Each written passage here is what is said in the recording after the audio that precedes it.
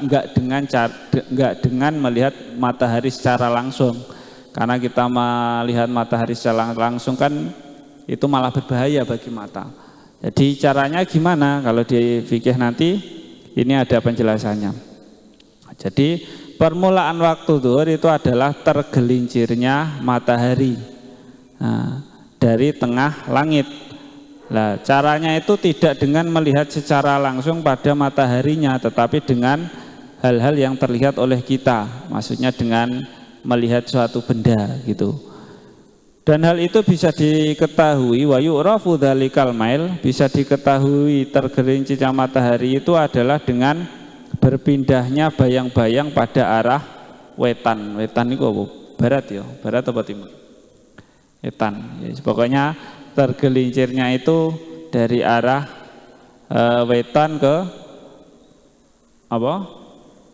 Sampai sedikitnya bayang-bayang itu bergerak. Dan itu huwa ghayatur tirtifa'i syamsi, itu adalah pokoknya apa? Naiknya matahari atau sudah berpindah. Jadi kalau matahari di atas, ketika tergelincir, kan gitu. Ketika sudah tergelincir berarti itu sudah masuk waktu zuhur.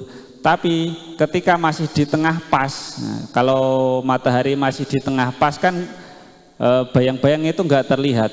Lah masuknya waktu zuhur itu ketika sudah tergelincir sedikit, ada bayang-bayang sedikit. Lah itu sudah masuk waktu zuhur.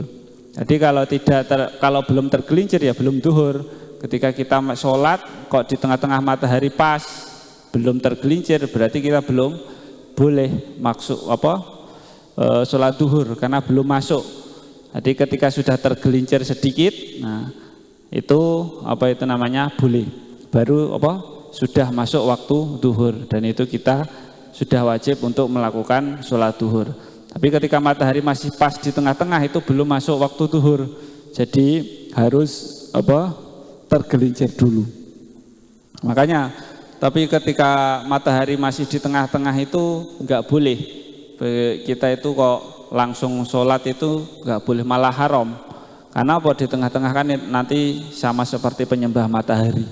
Jadi matahari itu tergelincir sedikit, ketika sudah ada bayang-bayang, lah itu baru masuk. Karena kan ada waktu haram, 5 waktu haram yang diharamkan sholat bagi orang muslim. Salah satunya ketika matahari pas di tengah. Nah di tengah itu pas nggak ada bayang-bayang, lah itu tidak boleh, malah tidak boleh sholat. Jadi masuk waktu zuhur itu ketika sudah tergelincir sedikit, sudah keluar. Itu yang membedakan sholat zuhur dengan orang yang menyembah matahari. Karena orang yang menyembah matahari kan katanya kan ya ibadahnya itu waktu matahari pas di tengah-tengah kan gitu. Makanya waktunya zuhur bagi orang Islam itu adalah zawali syamsi, bukan matahari berada di tengah. Jadi ketika sudah matahari tergelincir sedikit, itu nanti baru boleh. Jadi misal waktu zuhur itu jam 12 apa setengah 12 ya saya. Itu matahari pas di tengah. Nah itu kita tunggu saja 2 menit atau 3 menit itu matahari sudah tergelincir sedikit. Lah itu baru sudah masuk waktu zuhur. Jadi kalau sekarang kan sudah ada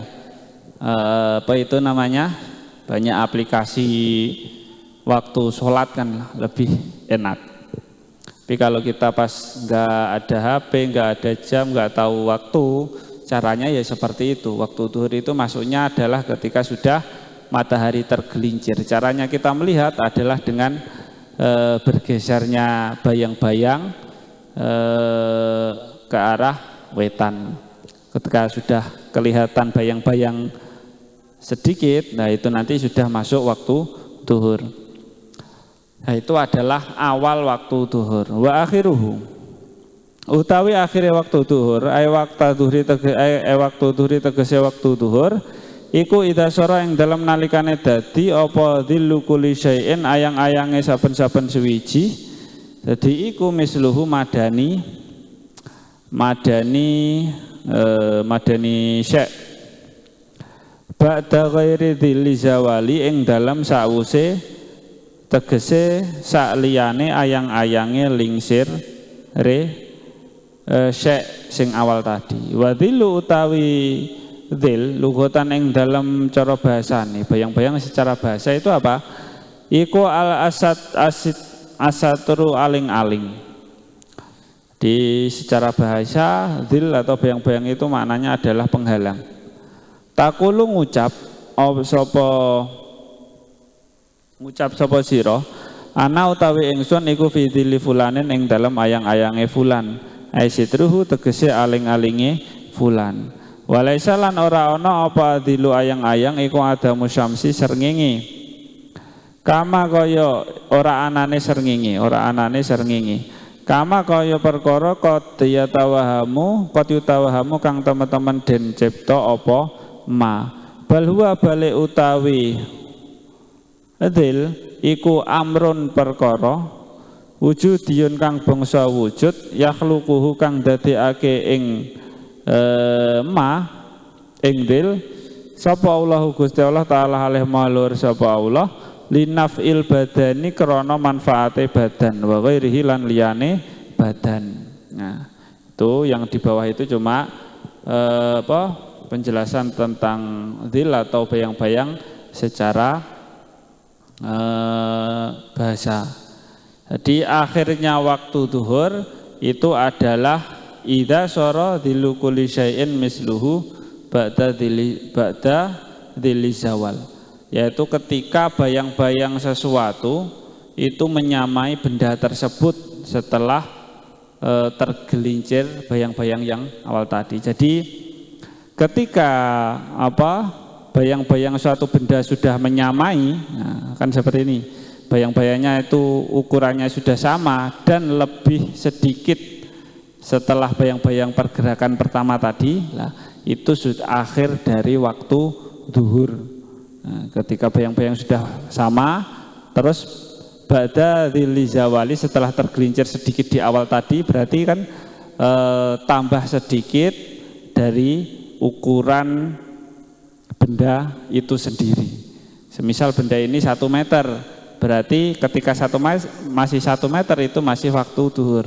Ketika sudah lebih, nah itu nanti adalah akhir dari waktu duhur.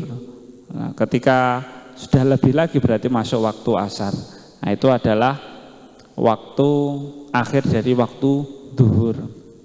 Jadi sholat itu punya waktunya sendiri-sendiri.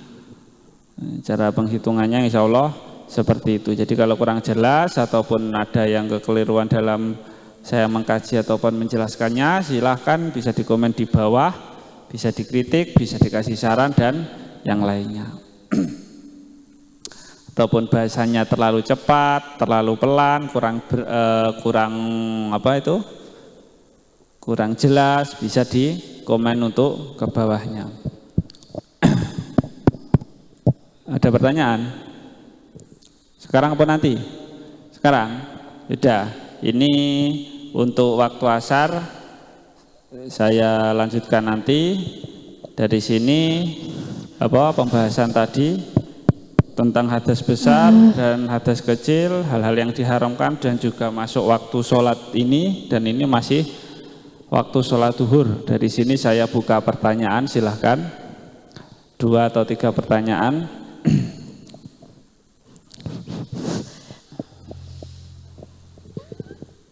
Assalamualaikum warahmatullahi wabarakatuh. Waalaikumsalam warahmatullahi wabarakatuh.